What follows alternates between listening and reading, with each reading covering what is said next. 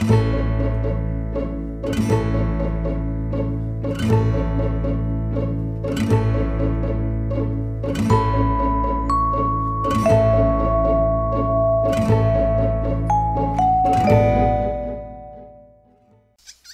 evening and welcome to Jim Munley's World of Weather. Clicked on to long range weather forecast discussion for October 1st through the 13th. The change that was talked about during last week will be occurring, and this will lead to wetter and cooler conditions in the east. And I'll talk about that more later. We're going to look now at the period for October 1st to the 5th. This is what we're forecasting. We have a large area positive height anomalies across Canada, the western U.S. We have a ridge center here. We have a trough here in the east, across the east central states. The ensembles are depicting a widespread this period on where the heaviest rainfall in the east coast, and tropical depression 11 should lift northward towards the surface boundary near the east coast. So this is what it's forecasting now. This is good news and bad news. First of all, the bad news. This might be heavy rainfall if this holds true. You can see the models here. This area here has been suffering through a moderate drought, and heavy rainfall is possible, several inches. And you can take a look at these models. Some of them have it going right over Long Island, central Long Island, and others have it going in through New Jersey. But at this point, it's supposed to be a tropical storm. Now, I was looking at other models. As it crosses this area, winds are supposed to be at least 50 miles per hour with heavy rainfall. So this needs to be watched very closely in the days ahead. We're going to look now at the period for October 4th to the 8th.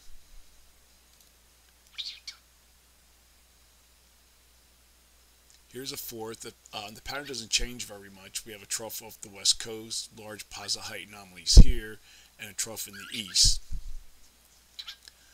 And most of the models are in agreement with this. We'll go to the end of the period. This is the 8th. And then you can see here, this is the Canadian is more flatter with the flow.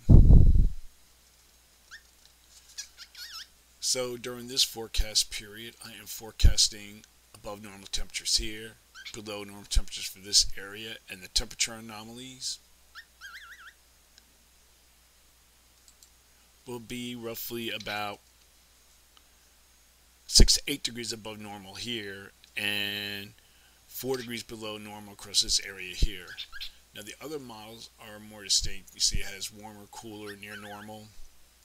So that's the forecast for that. And the precipitation forecast calls for below normal precipitation for the west coast and for the southeast, and above normal precipitation. This is good news if this holds true for the middle Atlantic and the northeast. Now I'm going to look at the period for October 9th to 13th, and I think this is more where the changes will occur.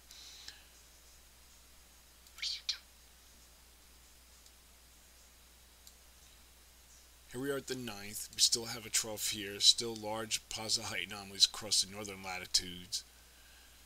And we go to the end of the period. We'll go to the 13th. And you still see we have a trough in the east. Gotta get back to that trough in the east. Now the other models are more flatter, like the Canadian and so forth, forecasted, but still you can see a hint possibly of a weak trough, especially around here. And the climate forecast weekly, let me see if I can get to that.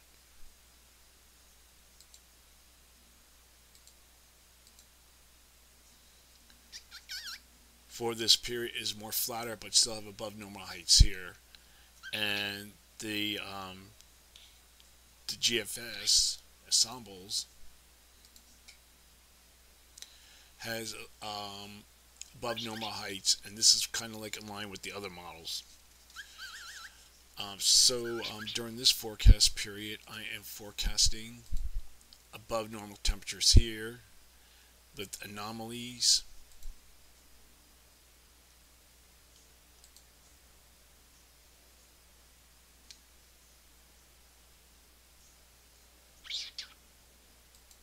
of about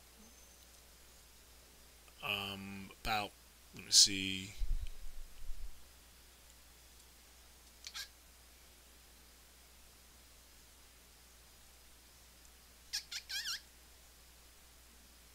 about four, about 6 to 8 degrees above normal. And here, since it's forecasted below, and the other models you can see it more like above compared to this, so I did a compromise, and I'm forecasting near normal temperatures here for precipitation. Forecasting below normal precipitation for the northwest and above normal precipitation for the southern plains, northeastward into the upper Mississippi Valley. Now, here's a note. This is a little longer. The long-term forecast probably will be cooler than normal for locations to the right of the continental divide. The global models are showing extensive blocking with a negative EPO, AO, and NAO. And this is not a typical cold setup, but the analog derived forecast has what appears to be an impressive shot of polar air between the Rocky Mountains and the Appalachians in place this period. In the western states, status quo, warm and dry. Another note, surface temperatures. Now, there's been a lot of talk about the El Nino, and it looks like it may not mature to what it's supposed to be, to the Godzilla El Nino, but surface temperatures are fairly close to what they were this time last year, with very warm waters in all basins and a pronounced cool pool over the Grand Banks and Flemish Cap. The upper low features a broad, strong northern branch that seems to be enhanced by energy and moisture from the eastern equatorial Indian Ocean and the central Pacific Ocean. Just keep that in mind. So that is a long-range weather forecast discussion for October 1st and 13th. Thanks for coming to Jim Munley's World of Weather, and have a good day.